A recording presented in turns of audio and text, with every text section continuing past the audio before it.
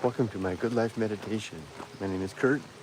This is a daily activity that I do to remember my life objectives and principles, those which are outlined in my book, Going Alone. I also use this time to think about the last 24 hours and how I did with the challenges and the opportunities that I met.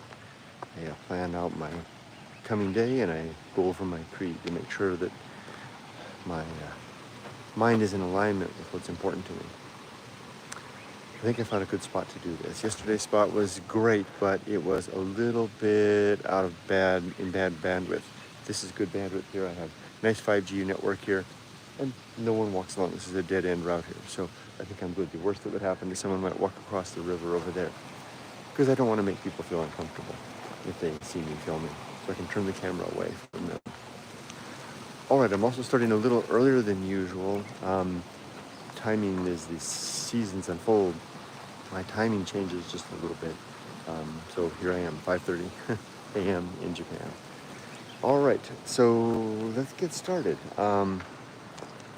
First, welcome to new subscribers. It's good to have you on the channel. And also a disclaimer, I do talk about sensitive subjects in this video. This is a video that's my own personal diary.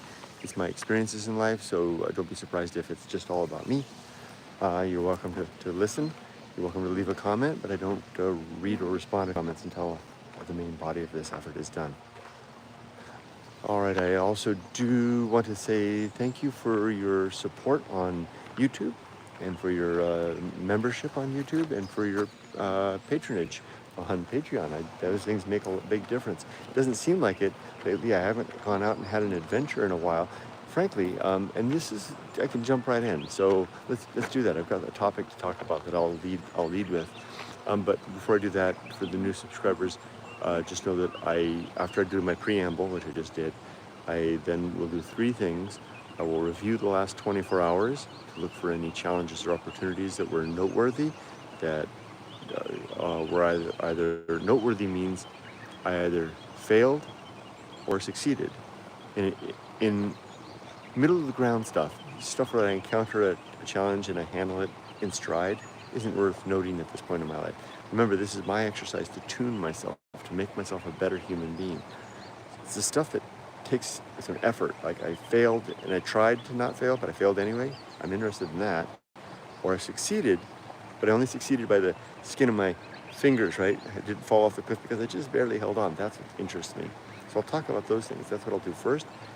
Then I'll read off, or I'll say off from memory, my creed. I'll either do that fast or slow, lingering on some of the objectives or not. It's my prerogative to do either. As long as I touch on it in the morning, that's all I need to do. That's all I require of myself. And then third, it's like a rosary, kind of like going through and touching the beads and saying the thing, right? I can have to hold onto it for a little bit and dwell on it if I want or not. And then the last thing I'll do is tell you what I'm going to plan to do today. But I promised that I would jump right into it, and I do have something to jump right into. That is, yesterday, I was playing Yumiko, and I had a perfect opportunity to go on an adventure. Yumiko and Yoko went to Yaizu, which is about a 30-minute, 20-minute, 25-minute drive from here, because Yoko, or my sister-in-law, had found a new kitchen table that she wanted to buy, and she found it on something that's equivalent to Facebook Marketplace. So they couldn't fit three people and the table back, so the two of them, so they didn't invite me, the two of them just went, and they made a day of it. They went out and had ice cream and had a good time and got a table, and Yumiko came back very pleased, and they went shopping. Yumiko got some more clothes for me. They had a very productive day of it. Well, that was a great opportunity for me, because they took Yoko's car to take our Jimny into the mountains. Now, I was going to do that. I was going to go visit that house that I used my subscribers to help me pick to go look at, that country house, more than 2 weeks ago, and I still haven't gone out there. Then I gave it some thought, #reason, and I also #limits. And when I say hashtag and I use a word, I'm calling out one of my principles or one of my objectives. So I'm illustrating with the use of the hashtag and then the keyword, where I'm applying my creed to my life.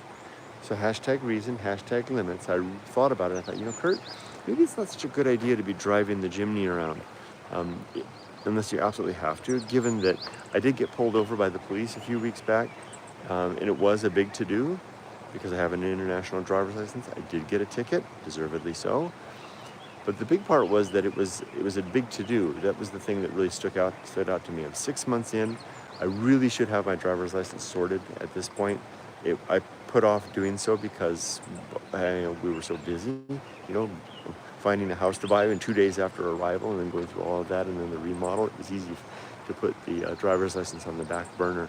I mean, I previously had a driver's license in Japan and I'm in the process of getting it reissued. So Yumiko and I, now that we're through all of that other stuff and spurred on by my citation and the to-do that caused, we've put getting the renewal front and center, and I've got all the paperwork assembled, except I've got a request to a government agency back in the United States to get one bit of information that I want to make the case to the Japanese government to reissue the license. And if they don't do that, if they don't buy it, if they decide not to, then I'll just take the test again. So all that was to say, since I'm in the process of getting my new license, and it was such a big to-do when I got pulled over, just on a minor traffic infraction, and I already ran into a fence. My record isn't good. #reason. #limits. Maybe it's better that I don't drive unless I absolutely have to, right? Until I get my license. I got full insurance and stuff like that. But, like, for example, what if I get in an accident and I hurt somebody? Well, that's going to get interesting, right? Here I am, the foreigner, 6 months in on an international driver's license with a residence card. That might not paint a good picture. I don't want to do that. So I elected yesterday, instead of going to the mountains, #reason, #limits, #temperance, temperance for controlling the emotions, the desire to go on an adventure. In my 40s, I would have just gone. #maturity. I decided to stay home, and I made good, effective day of it. I laid out a plan for myself. It was a Sunday. I decided I was going to clean the upstairs of the house. I keep telling people that the only task I'm allowed at home is to hang laundry. I've also managed to eke out the task of cleaning the upstairs as well. So I did that yesterday. I cleaned the upstairs, in addition to hanging laundry and taking it down. I also worked on cleaning out my phone of all the excess video clips and photos that I have on it. I didn't get nearly as far as I would like, but I might spend some more time on that today. I took long walks with the dogs. I made good utilization of the time with the dogs. Now that Yumiko and Yoko were gone, I took them on a long walk because it was kind of a rainy day yesterday. It wasn't too hot. It was nice.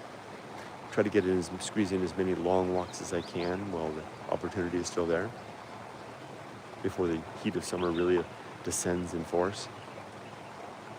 It was a good day. That was the only thing that I was really of note, though, in terms of all of that. Although I will add this, I have really changed my perspective a lot with regard to, here we go, see, there's somebody coming, that couple, but they're on the other side, so I'm clearly not filming them. I certainly have changed my perspective. I see them pretty much every morning. I already said good morning to them once. I've changed my perspective with regard to, with regard to, so I'm just being hesitant a little bit as I let people go by. I'm very sensitive to that. I'll turn the camera away so I'm not filming them. I'm very sensitive to that. I don't want to make people feel uncomfortable with me filming. Oh, snacking. I feel so good lately, getting a lot of exercise, eating really well, cutting out almost all snacking, just basically some sembei rice crackers, and almost all alcohol. The only time I've had any alcohol at all is when I've gone out with my family and we're having a dinner or something like that, and if my wife says, you gonna have a beer? And I'm like, oh yeah, I'll have a beer. Otherwise, I'm not drinking in the evening. Helping me to lose weight, feeling a lot better, and that's something that's really become foremost now, is that this compromise of, do I want to feel good or do I want to have a melon pan? I'd rather feel good, because the feel good persists, it lasts. The melon pan is over. The melon pans is like a little sweet little bread that you can buy here. They're so good. The melon pan is over in 5 minutes, and then I'm stuck with the weighty feeling that entails. A beer is nice for a little bit of time in the evening, but then it just sends me to bed, and I don't feel quite as good the next day. And that shows, when it shows up here the next day. Nah. Hashtag reason. Hashtag temperance. It always seems to resolve back to those. Because reason and temperance and the recognition of true limits are at the forefront, of the leading edge, right, of my interactions with the world, recognizing, feeling my way around, seeing what I can and can't do, and knowing the difference and applying my will towards those. Hashtag fortitude. That's all there was for yesterday. It was a good day. I got a lot done. All right, so that was yesterday. Let's do the creed now. My 8 objectives consist of the following. Number 1, I told you I'd talk about death. These are the things. These 8 things are the things that I want to achieve today. And I do this in the morning, and this is the main thrust of what I'm doing here, is to align my mind with the direction of what's important to me. Put it another way, I'm rereading Moby Dick right now. Every now and then the captains of the ship or the first mate will come out and get out the sextant or the other astronomical instruments and take measurements to determine their heading and course, and then bark out an order to whoever's at the helm to maintain a particular course for the ship. This is me doing that, but instead of looking at the placement of Venus or the arc of the sun across the sky, I'm asking myself, what's important to me? And then I go over these 8 things. And like I said, I can just name them, that's enough. Or I can dwell on them and think about them a little bit. That's even better. Then when I'm done with these 8 items, my heading is adjusted and set for the day. It's set in the direction of virtue. I've adjusted my course to better align towards the execution, the prosecution of a day that will better meet the ends that I seek to achieve, which are as follows. And these 8 items are organized in very particular order, leading with the most important objective of my life, which is to be always ready to die. This means that if I was to have a heart attack right now and keel over and fall backwards into this field, what a sight that would be, right, for the next couple that walks down the lane.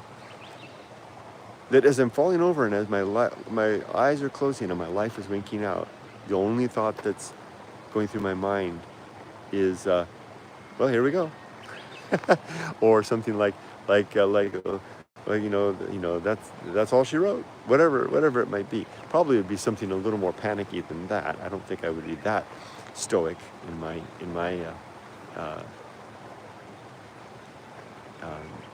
passage into death. But what I don't want to be doing is like, oh crap, what about that thing I forgot to do? Does Yumiko know the bank account password? Oh, I should have told my daughter that thing. Or apologized for saying that inconsiderate thing, or damn, I wish I'd finished writing my book. Things like that. I don't want any of that. So to that end, how do I achieve that? Well, I have to ask myself and answer in the affirmative 3 questions. Are my affairs in order? Are my relationships sound? Is my life's work complete? And the answer today, as it was yesterday, and the day before that, and the week and the month before that, yes, yes, and yes. I've had my affairs and my relationships and my life's work in order for several years now. So I'm ready to die. I was ready to die yesterday. I was ready to die last year, 2 years ago. Yeah, bring it on. I don't want to die, especially not now. That'd be a silly joke to die now, just when things are getting interesting, just when I'm free, just when I get to live like this here and be free it's a Monday after all, and not have to be encumbered with putting on a work suit, work outfit, and go to my stupid job. My bias always shows through, doesn't it? Gosh, how I hated work. Gosh, how I hated work. So yeah, okay, I can answer yes to number one, I'm ready to die. The second question I have to ask myself, or the second objective, is to make good and effective use of my time. Good means that the minutes are passing in the direction of ends that are meaningful to me. Effective means that they are efficient towards those ends. Not just that I'm striving to do a particular thing, but I'm doing it in an effective manner. The yield is good, it's efficient, good and effective. For a long time, this particular objective was the good use of time. And then for a good use of time. And then one day I realized, oh, Kurt, it's not just about the good use of time. It's the good and effective use of time. Because it's not just enough to be having the ship pointed in the direction of virtue. I have to be motoring along. Or the sails need to be trimmed, right? That takes a lot of time. I'm getting a lot of mileage out of this sailing, this nautical theme this morning, huh?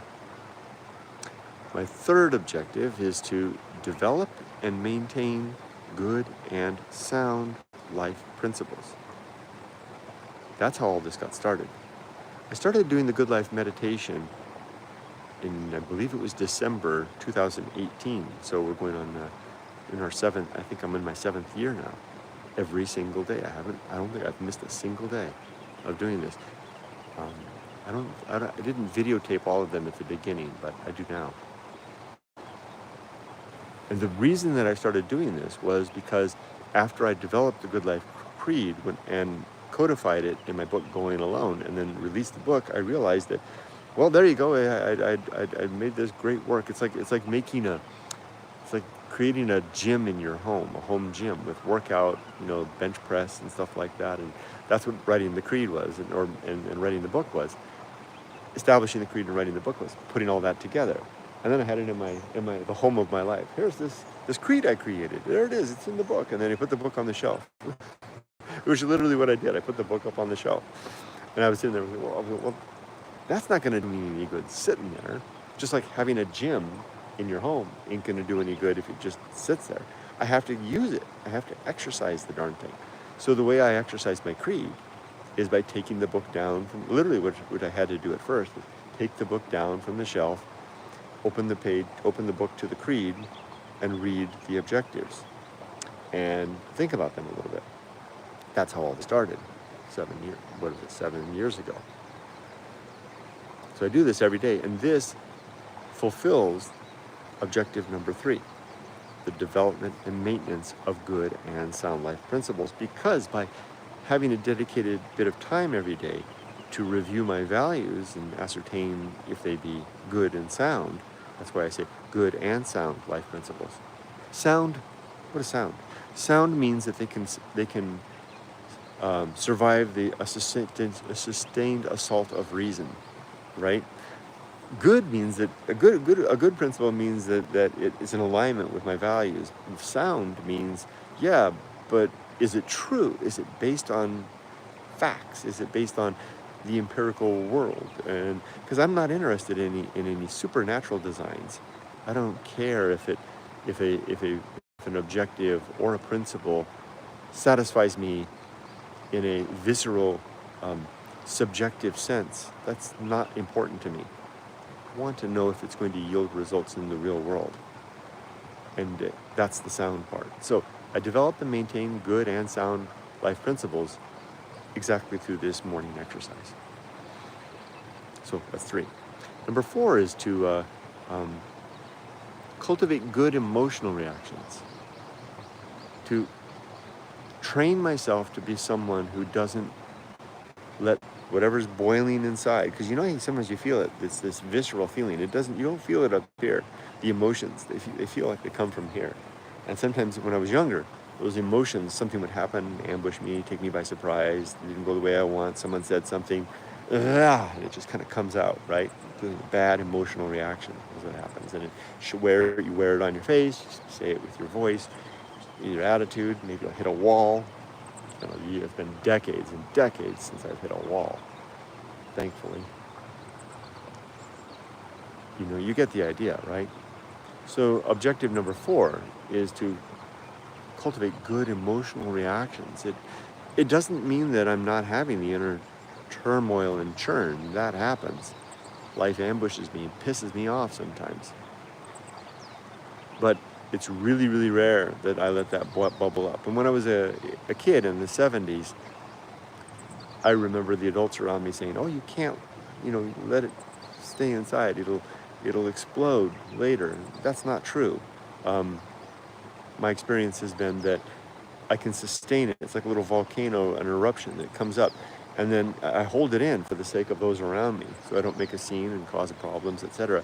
And then what I do is, yeah, maybe it'll come back up later if you don't do something about it. But what I do is, because I'm a reflective person, I'll go back to my room, or the piece of my home, or I'll go out get a coffee at McDonald's and sit at the table, and I'll give it a good think and think, well, what happened there? What the hell was that all about? Where did those emotions come from? And what can I do about that? And if it needs something that needs attention, like if I was pissed off at somebody, or somebody said something insensitive, or I did something and I was embarrassed about, then I will reach out to that person and rectify that. And I've had plenty of conversations with my wife where I've said, I think there was a misunderstanding between us one way or the other, and I just wanted to sit down after the fact, right? And after the emotion rises up, you just contain it inside. Yumiko's really good at that. She's Japanese. They're the poster child of holding things in, and then to sit down and talk about it at a later time. And that dissipates it. So it's not a matter of holding it in and never doing anything about it. It's holding it in and letting the steam out in a safe and set situation, applying #reason. So first, #temperance against the rise of emotions. #fortitude to contain it in. #limits to recognize true limits and true opportunity, to find an opportunity to give it a good #reasonable think. And then #social principle, if others are involved, to communicate that whatever happened with those that were involved, and rectify it, so that we can then circle back on the next morning and say, are we ready for death? If it involved other people, do we have any relationships that we need to attend to? You see how it all kind of circles in. That was number 4, I think. Number 5 is to perform good actions relative to my creed. So I often skip over this one quickly because it sounds so self-evident. What it simply means is that when I'm faced with an option to do good relative to my values versus just stepping on past, that I'll do that good thing, right? There's one that jumps out, just a case in point. I was down in Osaka 2 weeks ago, and there was a staircase. I was going up the staircase, and there was a down the staircase in a kind of this bit downtown urban setting, and I noticed that someone had left a little can of those energy drinks with a screw top on the top on the stairs. And the reason I noticed it was a young man kicked it, and I clattered down the stairs, and it stopped right in a strategic place where the step was. And I thought, damn it, this is on the other side going down. Someone's going to step on that, and it's got the cap on it, so it's not going to crush, because it's a little can, and it's going to be like a ball bearing. And I'm picturing some old person coming down the stairs, not looking, hitting that thing, and shoop, off they go, and they're tumbling down the stairs. So now that young man that kicked it didn't pick it up. And I wasn't right next to it because I was on the other, there was a barrier. So I had a long way to go to the top because it was on a bridge that went over the highway, or the thing. So this is me illustrating. I'm not trying to pat myself on the back. I'm illustrating the principle, the objective of performing good actions relative to my creed. My creed suggests that it would be an improvement in the well-being of thinking creatures, or of creatures in general, if something could be done about that can sitting strategically like a ball bearing on those steps.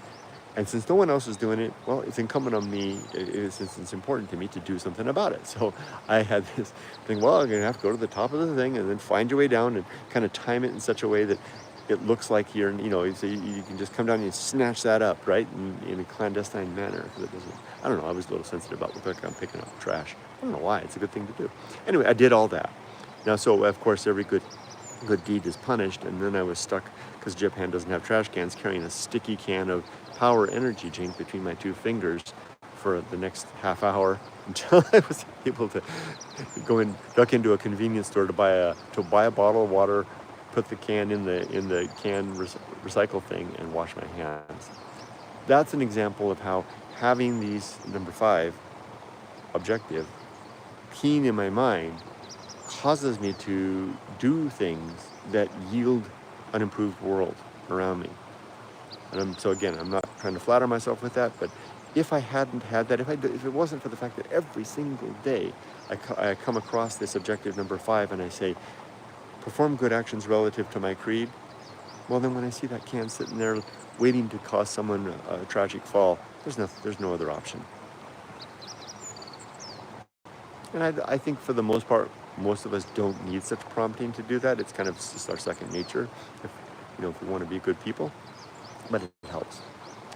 Number 6 is to recognize my true limits and true opportunity so that I know what is and what is not within the scope of my capability. That was part of my job as a project manager, was to tell my sponsors what they could and couldn't have relative to their budget, schedule, and the scope of work. So I'm pretty well practiced at that, for applying that to my own life. Yeah, sure, it would be nice to have a physique that I once had at 25, but it didn't happen. The reason I mentioned that was that I failed to really take good care of myself in my youth. I just kind of got by, didn't eat as well as I should, didn't get as much exercise as I could. I knew that, and my body responded well when I did take good care of myself. My body responded well, got very fit, very fast, and now those days are done. So I can get fit. I am fit, but I'm as fit as I'm going to be for 61 years old.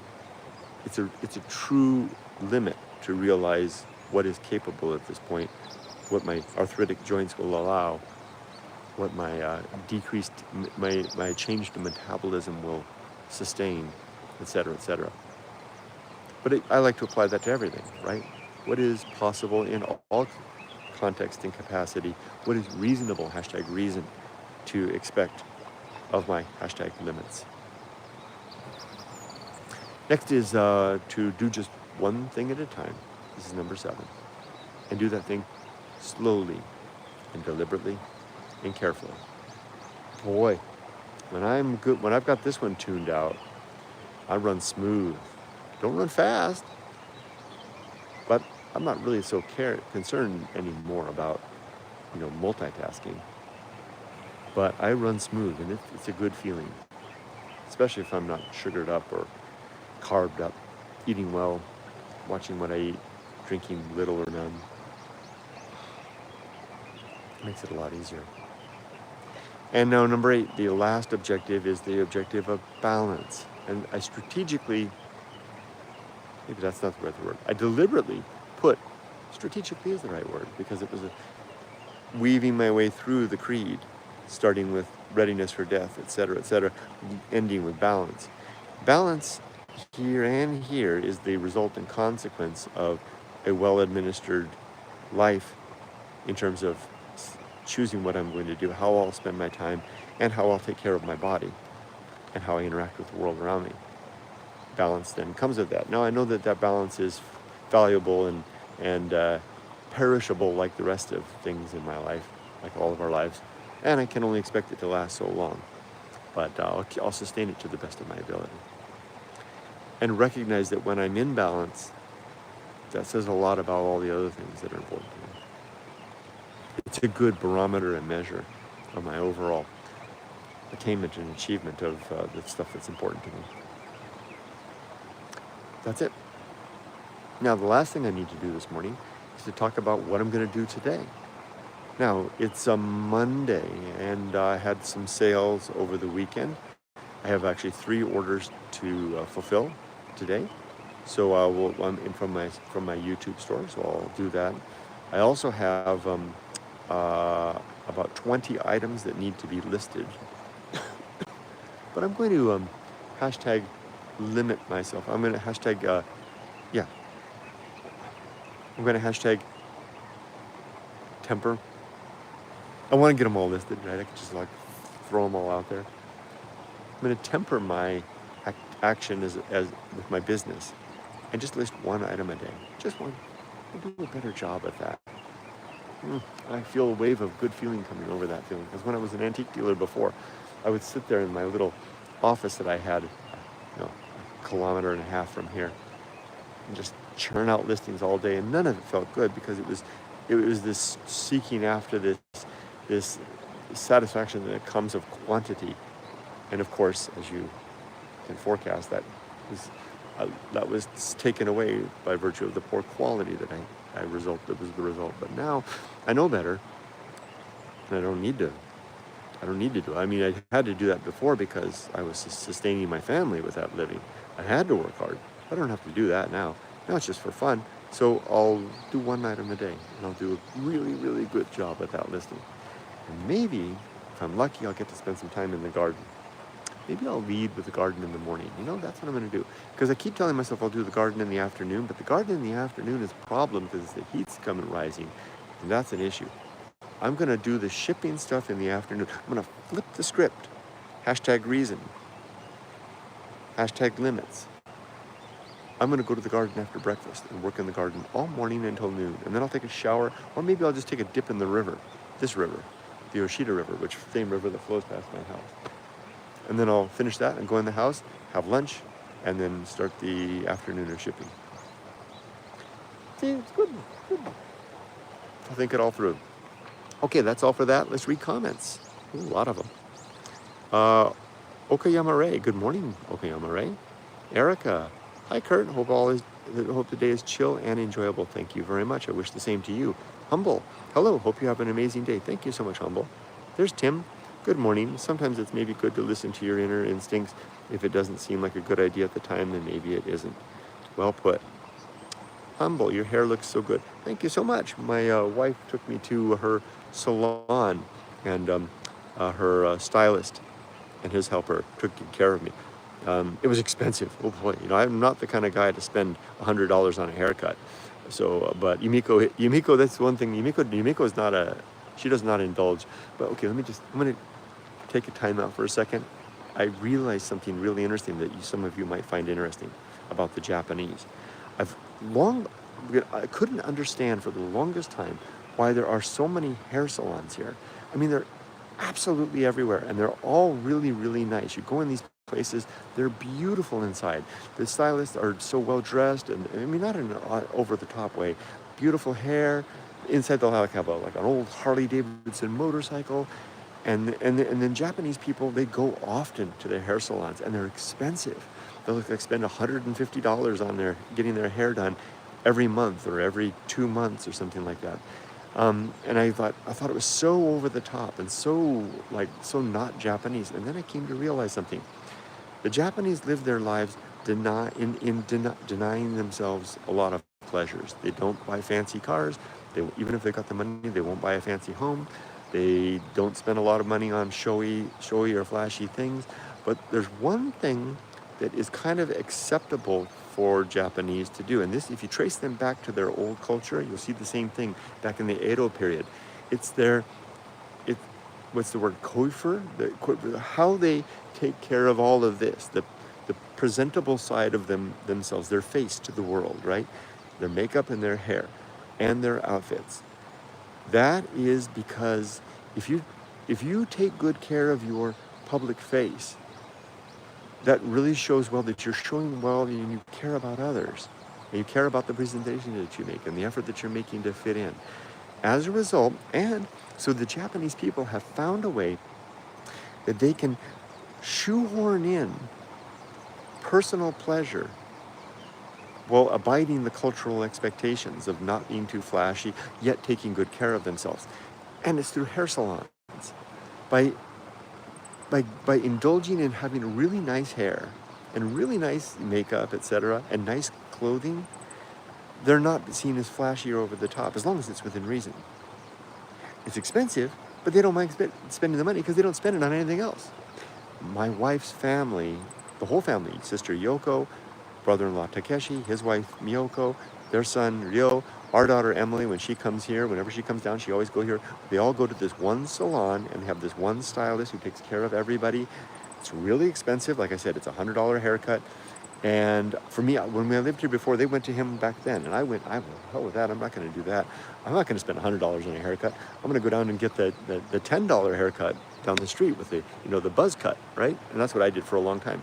But when I came back to Japan this time, I realized that it wasn't just about haircuts anymore. It's about sharing the experience of life with my wife, to whom going to the salon is something she really, really looks forward to. And she doesn't do it often, like every 2 months, okay? A lot of Japanese go every month. Yumiko goes every 2 months. But to her, going to this salon every 2 months, she gets giddy like a little girl. She looks forward to it so much, and it's so much fun. And the first time that this was back in 2023, when we came back in 2023 to do our reconnoiter to find a house. And she came back and she had scheduled this, and she said, would you like to come with me? Because she invited me to come, and I came, and it made her so happy that I went. And we sat side by side in the salon, and Taka-chan, our stylist, was, and his assistant, Miki-chan, they were going between us, right, taking care of us. And I could look over at Yumiko, and she's got the thing on, and the blowing and the thing. She'd look at me, and she would laugh, and it was so much fun. And I realized in 2023, when I came back, that if I participate in this, I get to participate in something really fun with my wife. I get to make her happy. I get nice hair as a result. So all of that by way of saying, I didn't understand all of this when I lived here before, and I was like, well, screw that. Who wants to spend $100 on a haircut, And now I'm like, that's a good $100 spent. So thank you. I had it this is about 3 weeks old, so I'll get another one in another month and a half. All right, so Penguin, I can relate, Tim. I can relate to feeling better in retirement, a lot more active, more exercise versus sitting behind a desk all day at work, literally a lifesaver. Tim, I can walk up this same valley. I used to walk up this valley when I was a working man. I was huff and puff, and I was 15 years ago, and now I can just no problem. Erica says, truly, I envy both of you, Tim, all retired and such. Well, Erica, it's something to really strive for. I mean, it's like the way analogy I like to, or I don't know if it's an analogy, but the description I like to give is like waiting. We're all standing in a line through our careers to ride the roller coaster, right? And the thing is, your time, if you're lucky and you plan, you can get to the front of the line. And depending on the country, some countries make it just automatic. That's nice if you live in a country like that. But you get to the front of the line. Here's the thing.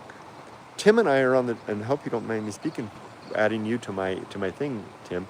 Tim and I just got on the roller coaster. We're doing this thing. Woo, yay, this is great.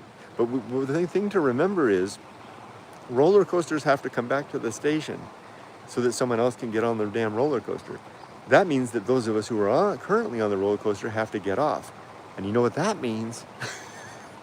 So Tim and I, let's enjoy every last moment on this roller coaster, because eventually we have to get off to make way for Erica and all the others. I don't know how old you are, Erica, but those of us, those that are coming down the pike. So it's not like it's a forever thing.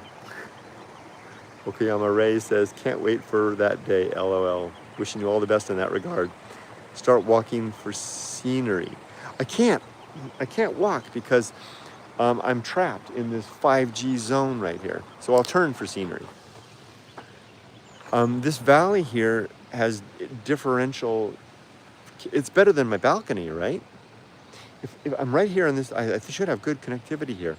But if I walk a little further down, it's going to drop off, and I'm going to lose you altogether. So I'll turn for scenery. Tim says, it's funny thinking about death. Well, not funny. My father died at 62 and never saw retirement, which was the big incentive to retire before 60. It does play in your mind. Got to get that happiness in. Yeah. Here you go. Sorry to hear about your father. Mine died early too. That definitely had an impact on me doing what I'm doing now. Okayama Ray says, trying to set everything up for early retirement though. Have house in US and Japan, working on renovations. Hope to have it all done and fruit trees matured in a couple of more years. Good luck on all that. Man, I'm glad I don't know how to say this. I don't want to sound like a thought came to mind. I'm going to share the thought just bluntly. I'm I'm really glad that I retired now, because I really feel everything winding down, body and mind both. And I feel like um, I'm not going to be able to enjoy this roller coaster.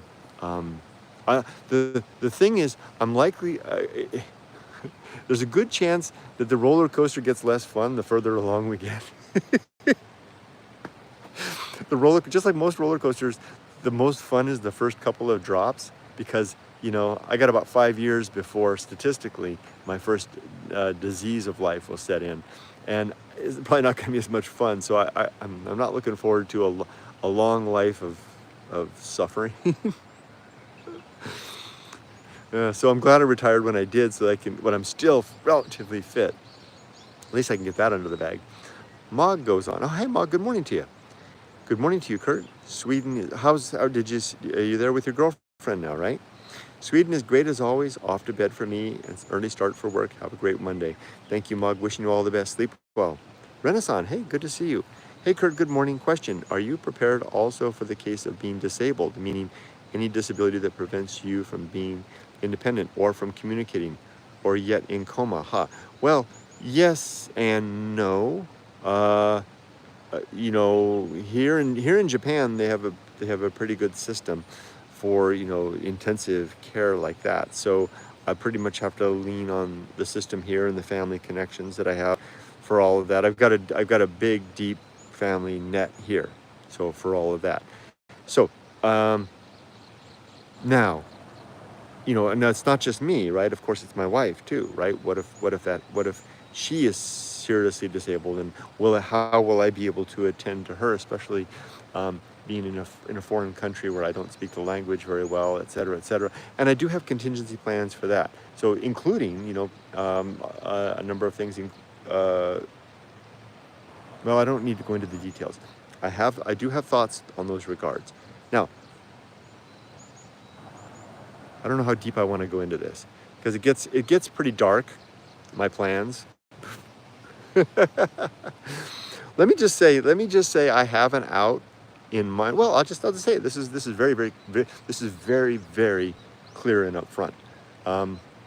If my wife dies before me, I'll only do this if my wife dies before me, and because she wouldn't understand. But I will commit suicide or I will simply not, engage in. I'll just stop eating, something like that. If I reach a point, where my life's well-being is not worth sticking around, then I'll just leave. So that's the blunt fact. I've talked to my daughter about this. She like it's kind of like a startling thing. Emily and I have some interesting talks. She's a very reflective person in her own right. I'm giving her some more years. I'm still healthy. I'm giving her some more years to kind of get comfortable with the idea that dad, going out on dad's own terms. She doesn't know. I haven't told her how I'm going to do it if I'm still able. But I told her. I just told you now that I'll stop eating. That's the easy. That's the default. That's like if nothing else works. I can't walk anymore. I still have my mental faculties and stuff like that. If I can't walk, then I'll just stop eating and leave that way. But if I still have my faculties about me, then I've got a more interesting suicide in mind. And I started to use that word. I know that's a trigger word for some people, but it's literally what I will do. So that's my plan. Whether or not I can actually pull it off when the time comes, we'll see. Have you reflected about that and related conclusions about the best approach to situations where you are not dead but also not alive per se? Well, I think I just answered that, right? Ray goes on, Ray continues, you always talking about your principles has inspired me to do something similar. I've started to focus on wabi sabi, ichigo ichie, kaizen, mu, and a few others. Wow, I don't even know what those things are. I know what wabi sabi is. Well, wonderful that you're focusing on that. I think it's a good thing to have an instruction, our own instruction manual, right, and code of behavior. Tim responds to Erica. I'm truly grateful to be in the position of being able to retire earlier than later. I think I would have done everything. I think I would have done anything to have brought it forward, Tim. Now that I'm here, Tim, and I've got through the first 6 months, I hear you. It's like get here as quick as you can. If I knew, if I could go back and talk to myself when I was 30, I would just be scheming towards retiring at 50. Which I didn't care about when I was 30. I wasn't thinking. Tim goes on, I hope it's an endless roller coaster. LOL, Tim. Whoops. Ruby's 200. Were you once a Roman Catholic? What moved you away from the Catholic Church? I wasn't a Roman Catholic. I was a born-again Christian. And what moved me away from it was I was 16. I would have questions. I would read the Bible. I still read the Bible every day. And I would have questions about the Bible and questions about the teachings of the church. And I was not satisfied with the answers that I was getting. They seemed contrived. Even at 16, the answers seemed contrived. They seemed like they were answers that would brush away my questions. And after a while, I realized that I could find no sound reason, no good evidence or reason for the existence of a soul, for the suggestion of the existence of a soul, for the existence of God. And as a result, I came to believe that my Christian faith that was a prop that I was using to not have to go about the hard work of figuring out my own set of values, which is what set me on the course of writing Going Alone, right? It took me 40 years to write it, but it set me on the course. So one day I closed the Bible and I told my youth pastor, I won't be coming back. And like Emerson, like one of my heroes, Ralph Waldo Emerson, who was a priest or a preacher, he went out for a walk in the woods one day and came back and he put his collar on his minister's collar on the hook, went out for a walk in the woods one day, came back from his walk and never put it back on again. That was kind of what happened to me. It wasn't because anything bad happened to me. It wasn't because I was angry at anything.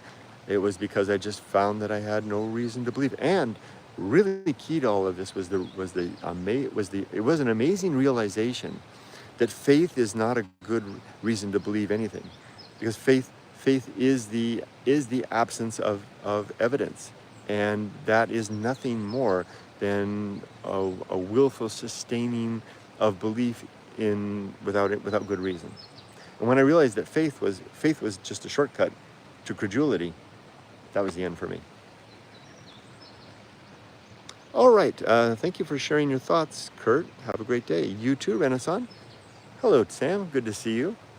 All right, well, I think I've made it through all the comments. We had a long one this morning, talked about a lot of things, and I hope that the connectivity was good. I think I've got a 5G little spot right here amongst the trees where I can do this in the morning rather than at my balcony. It's fun doing it on my balcony too, but this is fun too. Wish you all the best. Be safe, but not too safe, or be as safe as you want to be. Take care. Oh, thank you for Tim says great connectivity. All right, we've got our spot. All right, see you tomorrow here then.